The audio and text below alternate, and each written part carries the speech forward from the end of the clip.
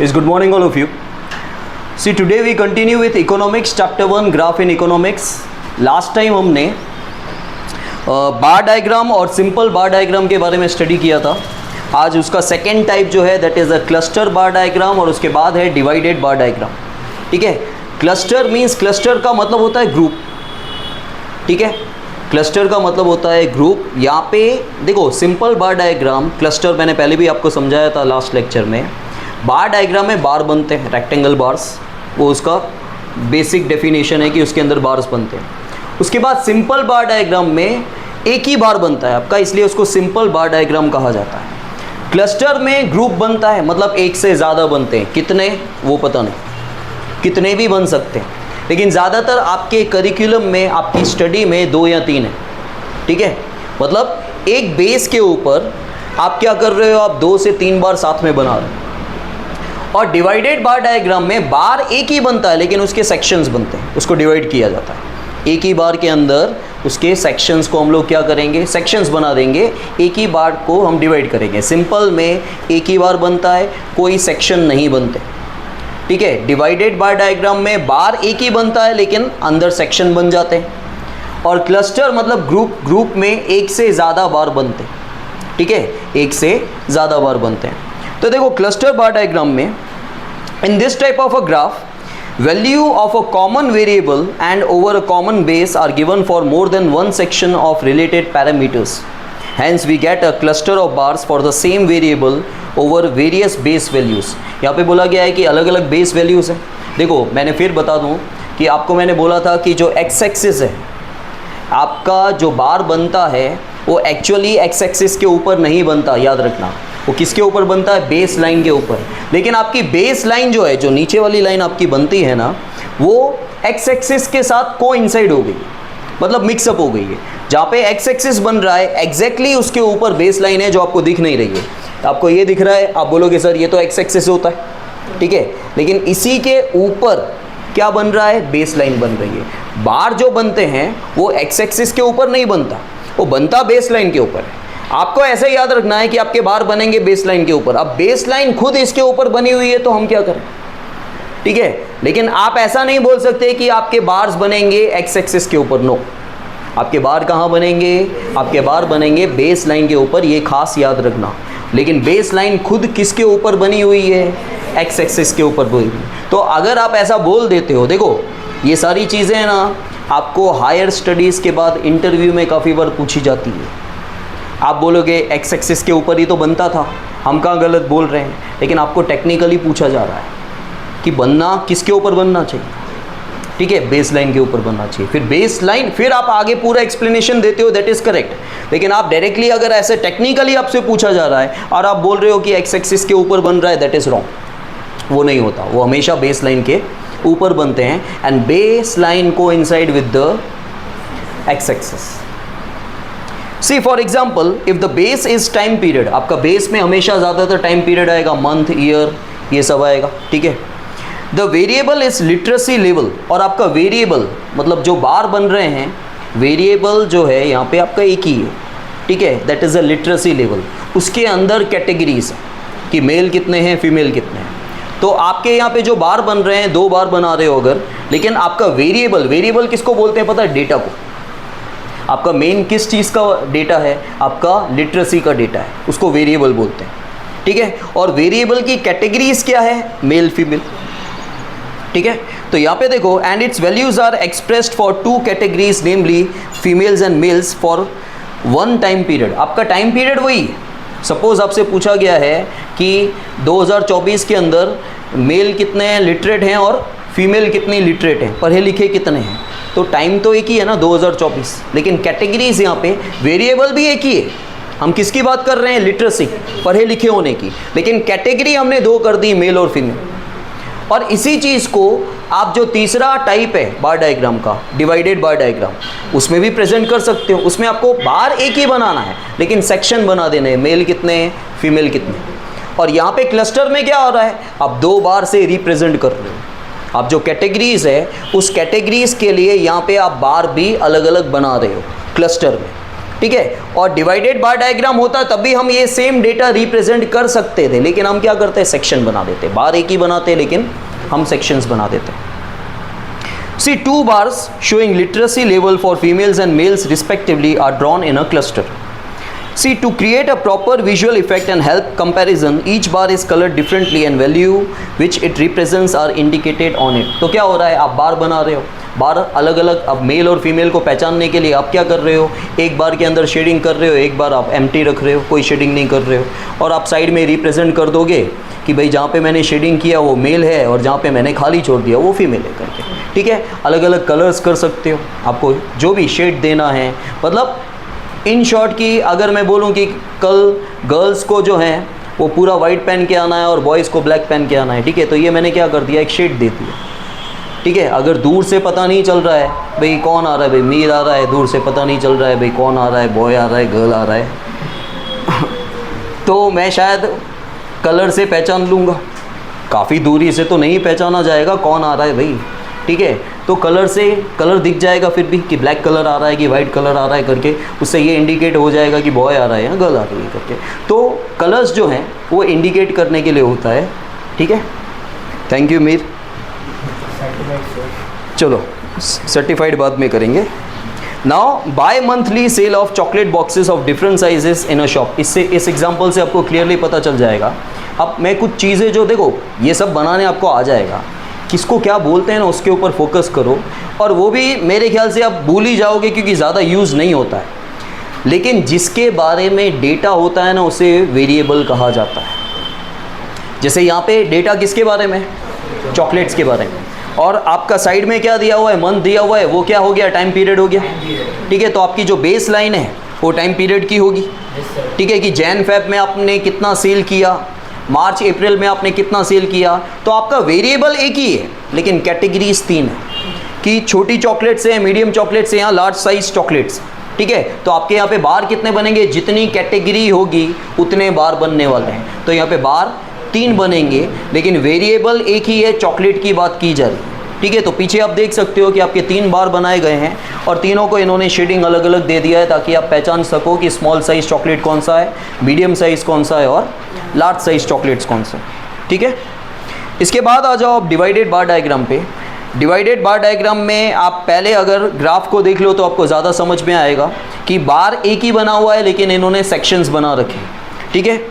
और इन्होंने यहाँ पे एग्जांपल्स अगेन चॉकलेट्स का ही दे रखा है, लेकिन चॉकलेट्स के अंदर जो कैटेगरीज दे रखी है वो इन्होंने 2 ही दे रखी है, that is rural and urban, और बाद में टोटल। अब टोटल तो आपको यहाँ से पता चल जाता है, ये टोटल हो गया पूरा, लेकिन 2 सेक्शन आपको दिख रहे हैं। कभी भी याद रखना आपको सेक्शन कितने चाहिए, 2, तो आपको काटना एक ही बार पड़ेगा, मतलब लाइन एक ही बार करनी पड़ेगी। आपको सेक्शन अगर 3 चाहिए तो आपको काटना 2 बार पड़ेगा, ठीक है। तो यहाँ पे रूरल और अर्बन का डेटा दिया हो गया है। तो कैटेगरीज कितनी हो गई यहाँ पे, 2, और वेरिएबल तो आपका एक ही है, that is the number of chocolate sold, ठीक है। देखो in such a diagram every single value of the variable has subcategories. तो यहाँ पे सब कैटेगरीज है, आपको मेन वर्ड याद रखना है कि डिवाइडेड बार डायग्राम में क्या है, सब कैटेगरीज है। आपने नंबर ऑफ चॉकलेट्स बेची लेकिन कैटेगरीज के अंदर क्या है, एक ही बार के अंदर आप रूरल भी बना रहे हो और अर्बन भी बना रहे हो। Hence we get divisions in all the bars which represent a common variable and common base value. To create proper visual effect and help comparison, each division of the bar is colored differently and values which it represents are indicated. Again यहाँ पे by monthly sale of chocolate box दे रखा है, ठीक है, Jan Feb March अप्रैल। लेकिन Jan Feb में rural area में कितना चॉकलेट बिका, यहाँ पे साइजेस नहीं दे रखी है, ठीक है। यहाँ पे इन्होंने कैटेगरी कैसे की है, सब डिवीजन किया है, मतलब रूरल एरिया में तीनों कैटेगरी आ गई होगी, छोटी chocolate, medium chocolate, large size chocolate, सारी चॉकलेट आ गई। इन्होंने वो नहीं बताया, इन्होंने खाली ये बताया है कि रूरल में कितना बिका और अर्बन में कितना बिका है करके, ठीक है। और बाय मंथली सेल दिया हुआ है। तो अगेन ये डिवाइडेड बार डायग्राम है, तो एक ही बार के अंदर आपको सब डिवीजन करना है। Is that clear? Yes sir. अब इसके एस्पेक्ट्स देखो, मतलब इसके फीचर्स देखो कि क्या कैरेक्टरिस्टिक्स हैं इसके, और ये इम्पॉर्टेंट है, ध्यान देना। The width of the bars does not represent any data and hence all bars should be of the equal width. देखो जो विड्थ है, चौड़ाई, चौड़ाई कुछ भी रिप्रेजेंट नहीं करता है, आप जो भी विड्थ लेना चाहो, जैसे आप लोगों ने, हम लोगों ने जो पहले ग्राफ सीखे हैं लोअर क्लासेस में, ठीक है, इससे लोअर क्लासेस में आपने देखा होगा एक बॉक्स का आप बार बना देते हो। आप 2 बॉक्स भी ले सकते हो, आप 3 बॉक्स भी ले सकते हो, लेकिन जितना आप एक बार में ले रहे हो, अगर सपोज कर लो पहला बार आपने बनाया और उसमें आप 2 बॉक्सेस यूज़ कर रहे हो, तो हर जितने भी बार, जितने भी वैल्यूज़ है, सबको 2-2 बार से रिप्रेजेंट करना है। आपने एक विड्थ अगर 2 बॉक्सेस की ली तो आपको सारी विड्थ 2 बॉक्सेस की लेनी है। देखो बेसिक रूल आपको बता देता हूँ। बेसिक रूल ये होता है कि आप जो वर्टिकल लाइन बनाते हो वाई एक्सेस और जो हॉरिजॉन्टल लाइन बनाते हो एक्स एक्सेस, जितनी लाइन आप वर्टिकल लाइन जब बना रहे हो, यहाँ से लेफ्ट हैंड साइड से अगर आपने 2 लाइन छोड़ दी तो नीचे भी आपको 2 लाइन छोड़नी है। ये रूल यहाँ नहीं बताते हैं जनरली, लेकिन हायर स्टैंडर्ड्स में आता है, मतलब आगे चल के आएगा कि ऐसा होता है। जब आप पर्टिकुलरली इकोनॉमिक्स की स्टडी करोगे ना, वहाँ पे ये रूल पहले यूज़ होता है और मार्क्स भी कटते हैं। जितनी लाइन, अगर आप यहाँ पे 3 लाइन छोड़ते हो तो नीचे भी 3 लाइन छोड़ो, ठीक है। दूसरा, जो आप बार बना रहे हो, बार के लिए अगर आप पहली बार के लिए फर्स्ट बार जो है उसके लिए अगर आपने 2 बॉक्सेस यूज़ किए तो हर जो विड्थ है उसमें 2 बॉक्स यूज़ करोगे। दूसरा ये कि आपने यहाँ पे जितना गैप लिया है इसको ओरिजिन बोलते हैं। स्टार्टिंग लाइन, इसको लाइन को ओरिजिन नहीं बोलते, इस पॉइंट को ओरिजिन बोलते हैं, लेकिन इन्होंने समझाने में ऐसा बोला है कि ओरिजिन से लेके, मतलब यहाँ से लेके पहले बार तक जितना गैप है ना, उतना ही गैप आपको आगे भी दिखना चाहिए। गैप अलग अलग नहीं होने चाहिए, बार्स के बीच में गैप अलग अलग नहीं होना चाहिए, ठीक है।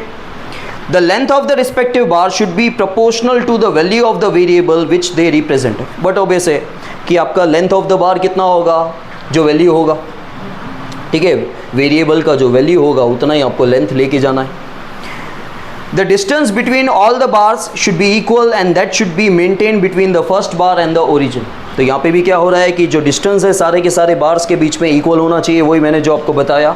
और ओरिजिन से लेके फर्स्ट बार का जो डिस्टेंस है वो सेम डिस्टेंस बाकी के बार्स के बीच में होना चाहिए। All bars rest on the same line call the, देखो लिखा हुआ है कि सारे के सारे बार्स किसके ऊपर बनते हैं, बेस लाइन के ऊपर बनते हैं, ठीक है। विच usually coincides with the X axis, ठीक है। और वो बेस लाइन हमेशा अलग से बनी हुई नहीं होगी। बेस लाइन यही बेस लाइन है, लेकिन वो बेस लाइन आपको दिख नहीं रही है, आपको हमेशा दिखेगा एक्स एक्सिस, लेकिन एक्स एक्सिस के ऊपर एग्जैक्टली बेस लाइन बनी हुई है। समझ में आया? हाँ, आप बेस लाइन शो कर सकते हो, लेकिन ये सब मगजमारी इस लेवल पे नहीं होती। आप जैसे ब्लैक लाइन या ब्लू से आप एक्स एक्सिस बना दिया, उसके ऊपर आप रेड मार्कर से एग्जैक्टली बेस लाइन बनाओ तो दोनों लाइनें दिखेगी। आप बोल सकते हो कि जो रेड वाली है वो बेस लाइन है और उसी जगह पे ही है, लेकिन ये सब चीज़ें अभी नहीं होती इस लेवल, ठीक है। हाल फिलहाल आपको बेस लाइन दिखेगी नहीं that coincides with the X axis.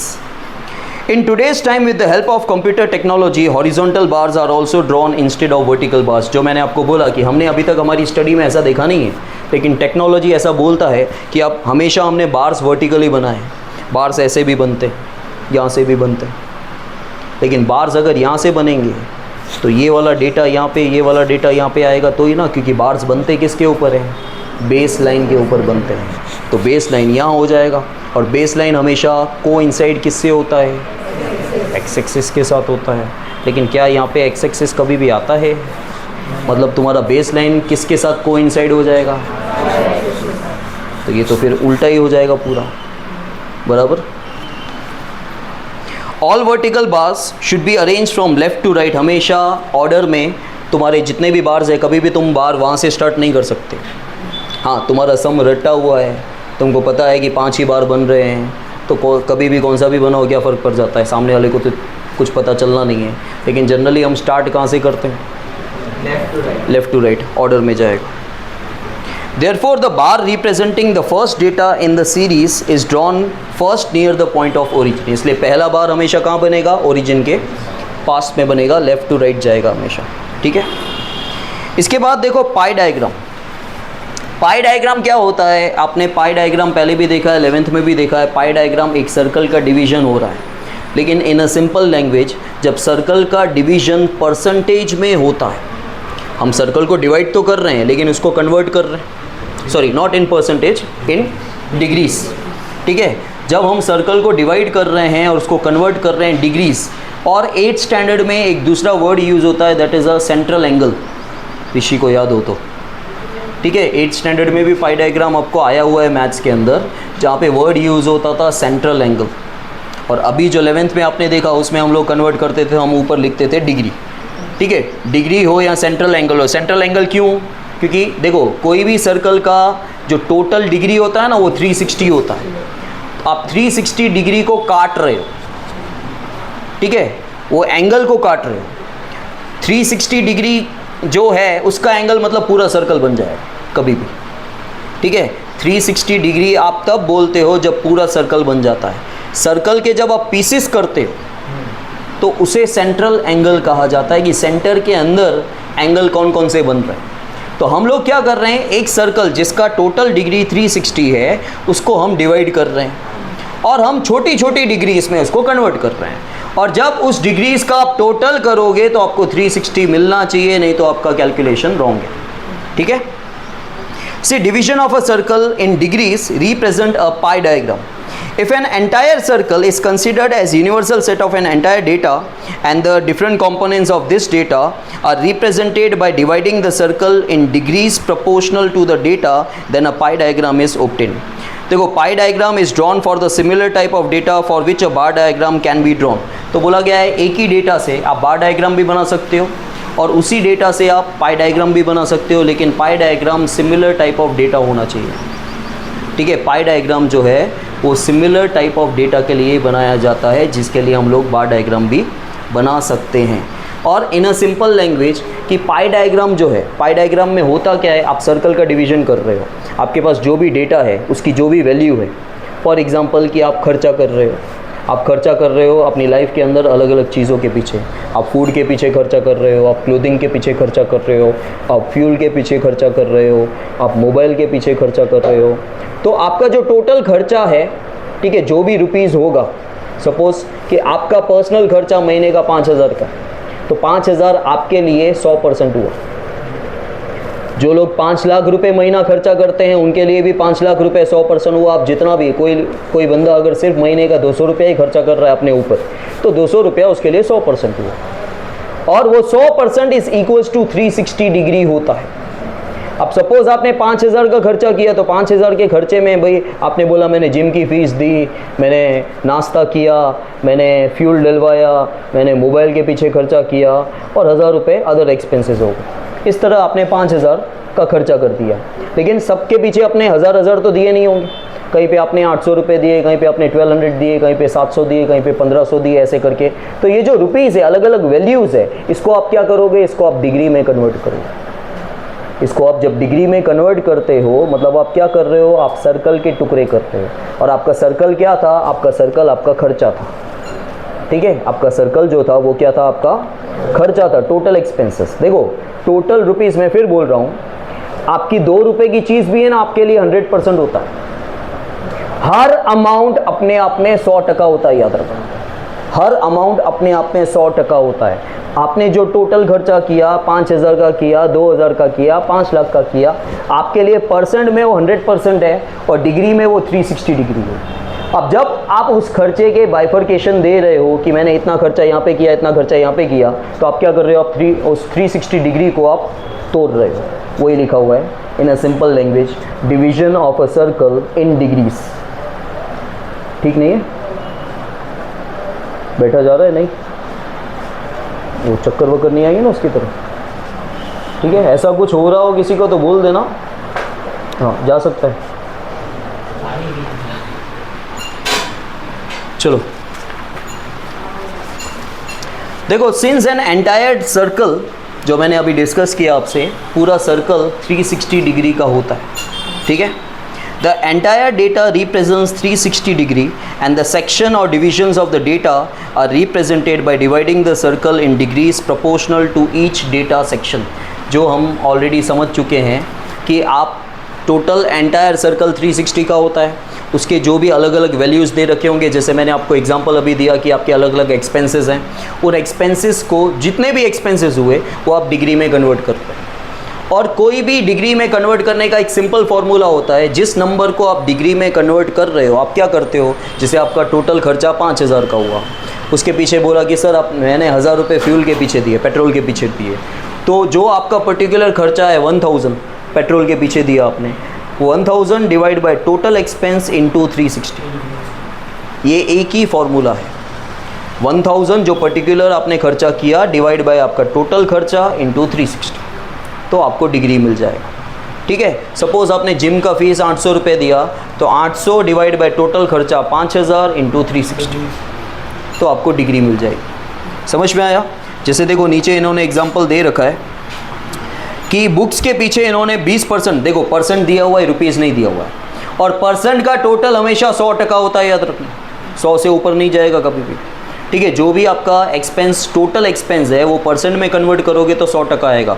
आपको अभी जो आपने खर्चा किया है वो देखो परसेंट में दिया हुआ है, तो परसेंट में दिया हो, रुपीज़ में दिया हो, किसी में भी डेटा दिया हो, आपको 360 में कन्वर्ट करना है, तो फॉर्मूला एक ही।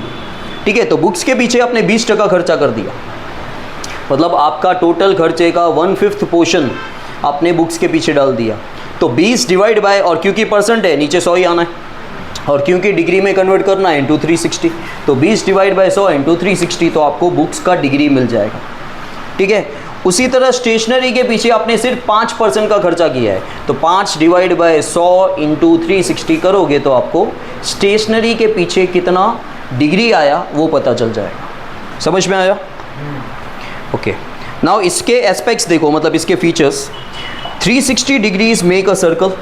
ठीक है, आप सबको पता ही है कि 360 डिग्री से एक सर्कल बनता है।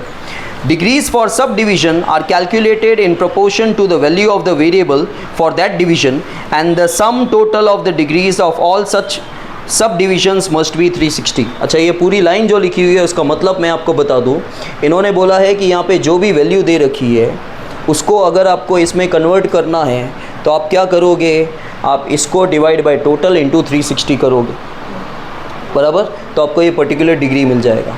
और जब सारी डिग्रीज आपको मिलेगी तो उसका टोटल कितना होना चाहिए, 360 होना चाहिए, ये लिखा हुआ है। Then if relevant data is to be compared across regions और time period, then 2 pie diagrams can be drawn side by side. अगर रिलेटेड डेटा है और दो अलग अलग टाइम पीरियड्स हैं, फॉर एग्जांपल कि 2014 में रिज़ल्ट क्या आया था और 2024 में रिज़ल्ट क्या आया था, अगर मुझे मेरे ही रिज़ल्ट के साथ कंपैरिजन करना है, लेकिन फैक्टर सारे एक जैसे होने चाहिए तो वर्थ रहेगा ना। अब मैं बोलूँगा इस बार का अभी का रिज़ल्ट 2014 से अच्छा आया, तो 2014 के बुक सेम थे, 2000 के जो बच्चे थे 2014 के उनका लेवल वैसा था, उनके पास जो भी फैसिलिटीज़ थी वैसी थी, सारे फैक्टर्स को देखा जाता है। क्या पेपर पैटर्न वैसा था, क्या चॉइसेस वैसी थी, क्या चेकिंग उस समय भी इजी हुई थी, सारे फैक्टर्स को। मैं सिर्फ रिज़ल्ट को रिज़ल्ट के साथ कंपेयर करूँगा, ठीक है, वो रिलेटेड डेटा है कि मैं रिज़ल्ट को रिज़ल्ट के साथ कंपेयर कर सकता हूँ। 12th के रिज़ल्ट को 12th के रिज़ल्ट के साथ ही कंपेयर कर रहा हूँ, 10th के रिज़ल्ट को 12th के साथ कंपेयर नहीं कर रहा। रेलिवेंट का मतलब रिलेटेड डेटा होता है, लेकिन उसके पीछे के फैक्टर्स भी तो सेम होने चाहिए। ठीक है, फैक्टर्स सेम होने चाहिए, अगर फैक्टर्स सेम नहीं है तो वो कंपैरिजन प्रॉपर नहीं कहलाएगा। तो साइड बाय साइड हम 2 पाई डायग्राम बना सकते हैं अगर डेटा सेम है तो। For a data set with the smaller total value, but वैसे कि सपोज कर लो 2 खर्चे ले रहे हैं, मैं मेरा 2014 का खर्चा ले लूँ और मैं 2024 का खर्चा ले लूँ, तो बट वैसे कि मेरे 2024 का खर्चा ज़्यादा है और 2014 का कम था। इसके बहुत सारे फैक्टर्स हैं, मेरी अर्निंग कम होगी या मेरी चॉइसेस कम होगी, मेरे पास पैसा कम होगा या पैसा कम होगा, खर्चने की इच्छा नहीं होगी, वॉट एवर इट इज़।